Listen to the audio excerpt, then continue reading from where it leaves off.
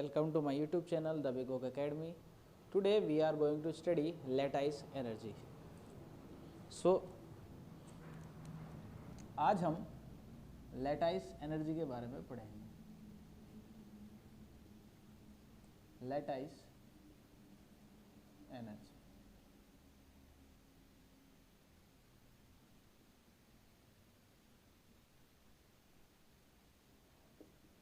तो बच्चों क्या होती है लेटाइस एनर्जी? तो लेटाइस एनर्जी को समझाने के लिए मैं आपको 12th क्लास में ले जाना चाहता हूँ. आप ज़रा ध्यान से देखिए. 12th क्लास में आपने पढ़ा था सॉलिड स्टेट के अंदर यूनिट सेल.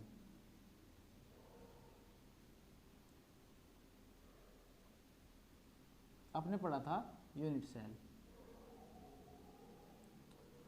और इन यूनिट सेल को अगर हम एक्सटेंड कर दें और ज़्यादा हम ये यूनिट सेल बना दें, हम और ज़्यादा यूनिट सेल बना दें,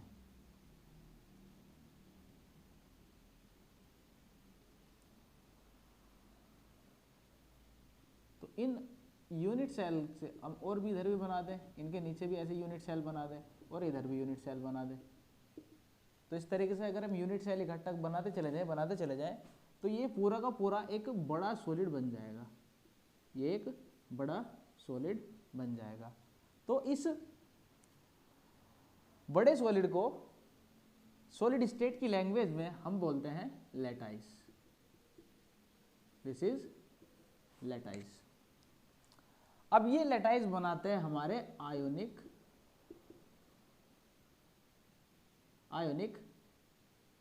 कंपाउंड्स. आयोनिक कंपाउंड इस क्रिस्टल लेटाइस को बनाने के लिए जितनी एनर्जी को रिलीज करते हैं या फिर इस क्रिस्टल लेटाइस को तोड़ने के लिए जितनी एनर्जी लेते हैं, दोबारा बोल रहा हूं, क्रिस्टल लेटाइस बनाने के लिए जो एनर्जी रिलीज की जाती है या फिर क्रिस्टल लेटाइस को तोड़ने के लिए जितनी एनर्जी ली जाती है, इस एनर्जी को हम बोलते हैं लेटाइस एनर्जी. तो एक एग्जांपल के थ्रू मैं समझाना चाहता हूं. जैसे कि हमें बनाना है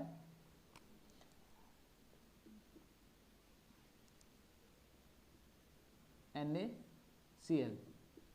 तो NaCl बनाने के लिए इसके अंदर यूज होने वाला सोडियम एंड क्लोरीन दोनों ही हमें गैसेस स्टेट में लाने होते हैं. जब ये गैसेस स्टेट में आ जाते हैं, एक दूसरे को इलेक्ट्रॉन ट्रांसफर कर कर ये सॉलिड बनाते हैं. तो इस सॉलिड के बनने में जितनी एनर्जी ये रिलीज करते हैं, जितनी एनर्जी ये रिलीज्ड करते हैं, इस रिलीज्ड एनर्जी को बोलते हैं हम लेटाइस एनर्जी. इस रिलीज्ड एनर्जी को हम बोलते हैं लेटाइस एनर्जी. अब क्योंकि एनर्जी रिलीज हो रही है तो ये रिएक्शन हो जाती है एक्सोथर्मिक. ये रिएक्शन हो जाती है एक्सोथर्मिक. और जब एनर्जी रिलीज होती है ये एनर्जी आ जाती है नेगेटिव. तो हम देख सकते हैं जब भी क्रिस्टल लेटाइस बनता है एनर्जी रिलीज होती है, इस रिएक्शन को एक्सोथर्मिक बोलते हैं, और ये नेगेटिव हो जाती है क्योंकि एनर्जी रिलीज हो रही है. तो एनर्जी जब रिलीज होती है तो ये एनर्जी नेगेटिव हो जाती है. तो कुल मिलाकर हम अगर बात करें लेटाइस एनर्जी की, तो एक लेटाइस को बनाने के लिए जितने आयन गैसेस स्टेट में एक दूसरे के साथ कंबाइन होते हैं, तो कंबाइन होने पर जितनी एनर्जी वो रिलीज कर देते हैं, इस रिलीज्ड एनर्जी को बोलते हैं हम लेटाइस एनर्जी. सो अगर लेटाइस एनर्जी आपको समझ में आ गया हो तो हम इस टॉपिक को आगे बढ़ाते हैं और वो फैक्टर्स देखते हैं जिनके ऊपर ये लेटाइस एनर्जी डिपेंड करती है. तो क्या है लेटाइस एनर्जी और किन फैक्टर्स पे डिपेंड करती है? देखो, पहला फैक्टर, अगर हम फैक्टर की बात करें तो size of atom. Size of atom. हम अगर साइज की बात करें तो साइज लेटाइस का जितना बड़ा होगा उस लेटाइस की एनर्जी यानी लेटाइस एनर्जी उतनी ही कम होगी. क्यों? क्योंकि बड़ा मॉलिक्यूल बनाना है तो वो इजीली इलेक्ट्रॉन को ट्रांसफर कर कर सॉलिड बना लेते हैं। जब इजीली ट्रांसफर कर कर इलेक्ट्रॉन को बना लेते हैं तो एनर्जी कम रिलीज करनी होती है, इसलिए ये एनर्जी लोअर होती है। नेक्स्ट पॉइंट,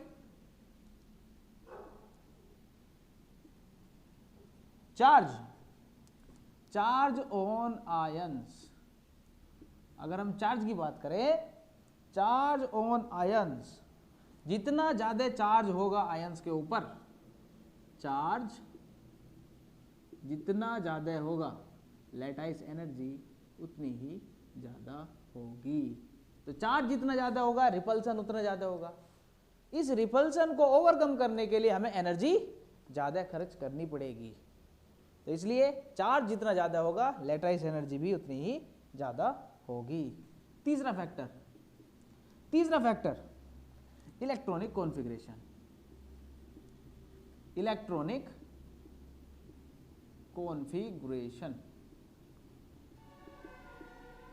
कॉन्फ़िगरेशन क्या बताना चाह रही है?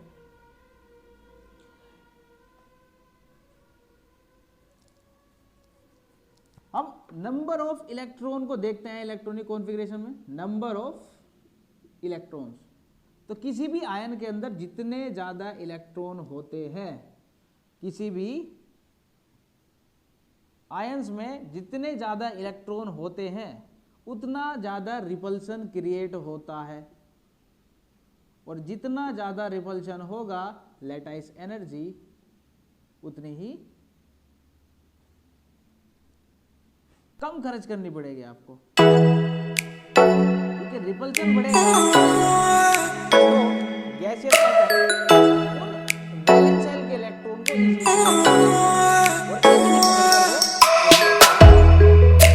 तो आप कह सकते हैं कि लैटाइस एनर्जी कम होगी। कब कम होगी? जब नंबर ऑफ इलेक्ट्रॉन किसी भी आयंस के ऊपर ज्यादा होंगे। ठीक है, तो ये तीन फैक्टर्स हैं जो हमें बताते हैं लैटाइस एनर्जी किस तरीके से डिपेंड करती है इन तीन फैक्टर्स पर। तो अगर ये फैक्टर समझ में आ गए हों तो अब हम इस लैटाइस एनर्जी को कैसे फाइंड कर सकते हैं उनको देखेंगे। इन लैटाइस एनर्जी को किस तरह से हम फाइंड कर सकते हैं उसको देखेंगे। तो लैटाइस एनर्जी को फाइंड करने के लिए बर्न और हाबर ये दो साइंटिस्ट हुए जिन्होंने बताया कि हम किस तरह से एक लैटाइस से उस लैटाइस की एनर्जी को निकाल सकते हैं। तो दो साइंटिस्ट हुए हमारे, बर्न और हाबर। बर्न एंड हाबर ने 1919 में एक साइकिल तैयार करके दिखाया जिसके थ्रू हम बता सकते हैं कि कैसे एक लैटाइस बनने के बाद लैटाइस एनर्जी को रिलीज करता है। सो ये जो बर्न हाबर साइकिल था इसके अंदर इन्होंने 5 टाइप की एनर्जीज को इंट्रोड्यूस कराया। तो 5 टाइप की एनर्जीज कौन कौन सी बताई इन्होंने पहले बताई सब्लिमेशन एनर्जी। सब्लिमेशन मतलब इनको क्या करना था कि हमें सोडियम से क्लोरीन के साथ रिएक्ट कराकर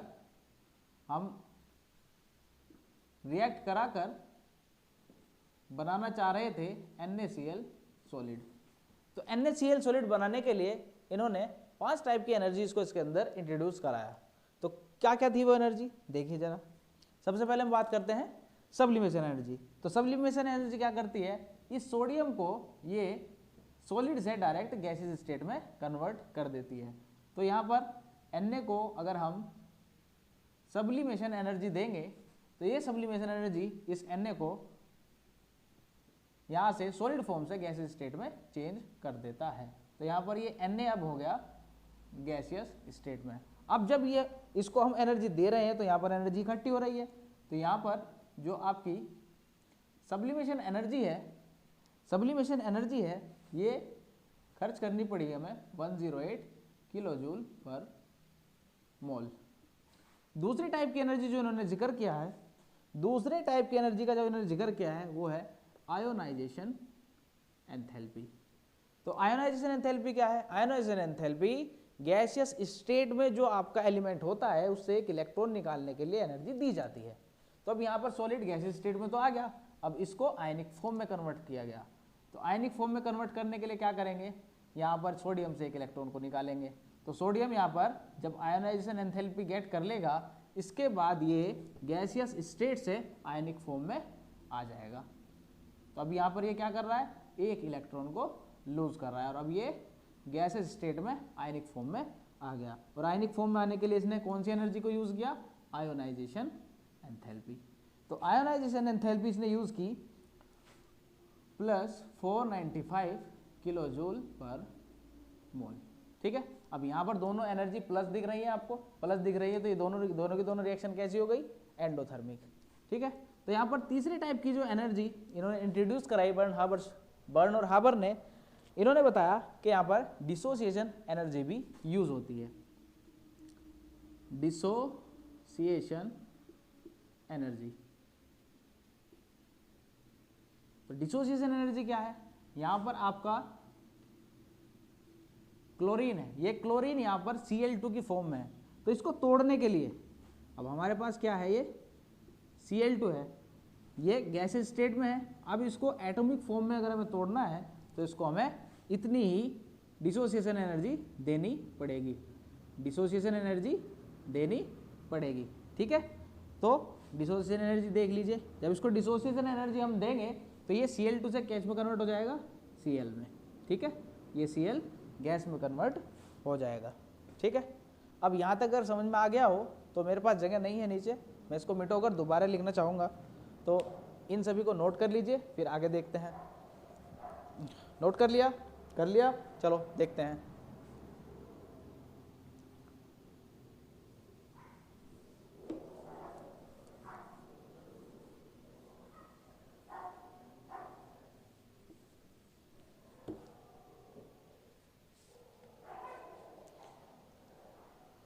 तो चौथे टाइप की जो एनर्जी इन्होंने इंट्रोड्यूस कराई, उस एनर्जी को बोला उन्होंने इलेक्ट्रॉन एफिनिटी।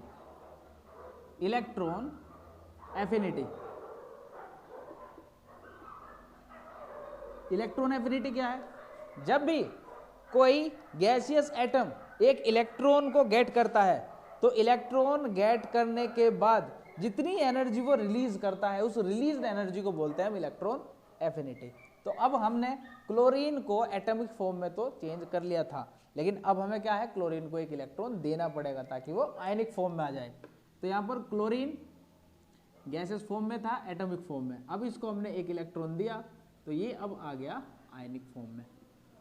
ठीक है, तो अब ये आ गया आयनिक फॉर्म में। तो क्योंकि ये आयनिक फॉर्म में आया है तो इसने एनर्जी रिलीज की है। ठीक है, तो जब ये एनर्जी रिलीज करेगा, इलेक्ट्रॉन एफिनिटी इसकी हो जाएगी नेगेटिव, तो -348 किलो जूल पर मोल की एनर्जी इसने रिलीज कर दी।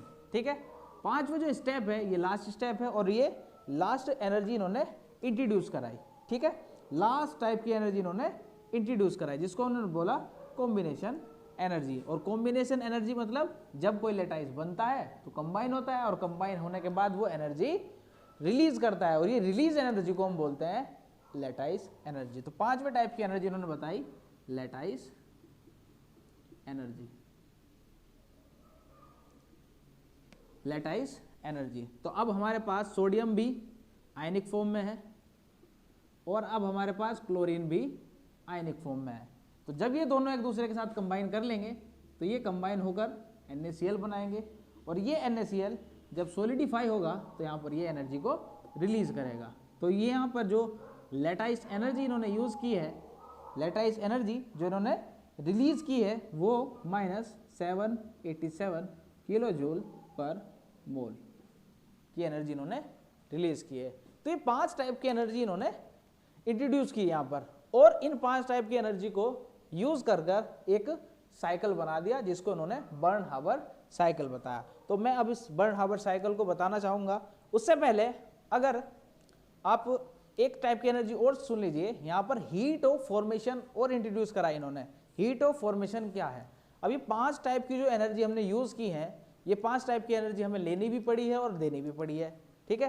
तो जब ये एनर्जीज को हम इकट्ठा कर कर लिखते हैं, यानी कि इनका एडिशन कर देते हैं, तो ये हीट ऑफ फॉर्मेशन होती है। मतलब जितना भी रिएक्शन के अंदर एनर्जी का चेंज होता है, इस एनर्जी चेंज को हम हीट ऑफ फॉर्मेशन बोलते हैं। जैसे कि मैं इसको रफ करके इसको बताना चाहूंगा।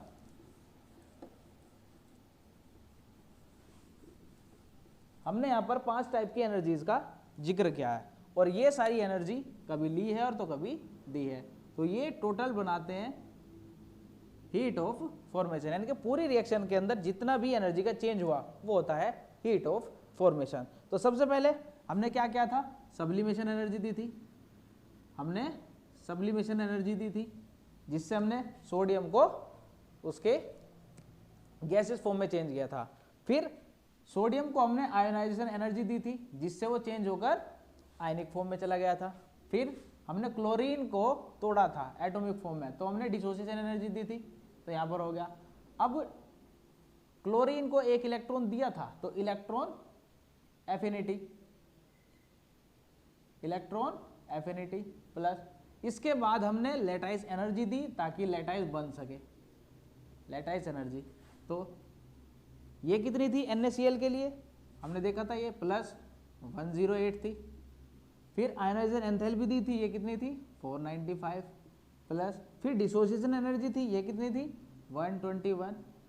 फिर इलेक्ट्रॉन एफिनिटी, क्योंकि एनर्जी रिलीज हुई है तो नेगेटिव 348 प्लस, अब ये भी लेटाइस एनर्जी भी रिलीज होती है तो ये 787। इन सभी को जब हम सोल्व करेंगे तो ये सोल्व कर कर आता है -411 किलो जूल पर मोल। अब देख सकते हैं पूरी रिएक्शन इन 5 स्टेप में हमने इसके अंदर होने वाले चेंजेस को बताया। अब पूरी रिएक्शन के अंदर जितना भी हीट का चेंज हुआ ये हमारे सामने है, तो ये आ रहा है -411, मतलब इतनी एनर्जी को रिलीज किया इस पूरी की पूरी रिएक्शन के अंदर। मतलब सोडियम से क्लोरीन जब रिएक्ट करता है और NaCl सॉलिड बनाता है, तो यहाँ पर इसको सॉलिड फॉर्म में बनाने के लिए कुल मिलाकर 411 एनर्जी रिलीज करनी पड़ती है। तो अब हम सीखते हैं कि बर्न हाबर साइकिल कैसे बनता है। तो अगर ये सब देख लिया हो तो आगे चलते हैं, बर्न हाबर साइकिल को देखते हैं, बर्न हाबर साइकिल कैसे बनता है। तो क्योंकि हम यहाँ पर Na को सॉलिड फॉर्म से सोडियम को क्लोरीन की गैसियस फॉर्म के साथ रिएक्ट कराकर कुल मिलाकर हीट ऑफ फॉर्मेशन दे देते हैं, जिससे NaCl सॉलिड बन जाता है। ठीक है, तो कैसे कैसे बनता है उन स्टेप्स को हम देखते हैं। तो सबसे पहले हमने क्या किया था, पहले स्टेप के अंदर सोडियम को कन्वर्ट किया था इसके गैसियस फॉर्म में। तो जब सोडियम गैसियस फॉर्म में कन्वर्ट होता है तो कुल मिलाकर ये सब्लिमेशन प्रोसेस होता है, ये प्रोसेस होता है सब्लिमेशन। और इस सब्लिमेशन प्रोसेस के अंदर यहाँ 108 किलो जूल पर मोल की एनर्जी देनी पड़ती है हमें Na सॉलिड को। ठीक है, फिर इसके बाद जब हम इसको आयनिक फॉर्म में लेकर जाते हैं तो इसको हमने आयोनाइजेशन एंथैल्पी प्रोवाइड कराई, जो हमें +495 किलो जूल पर मोल देनी पड़ती है। ठीक है, अब ये देने के बाद आ जाता है ये आयनिक फॉर्म में।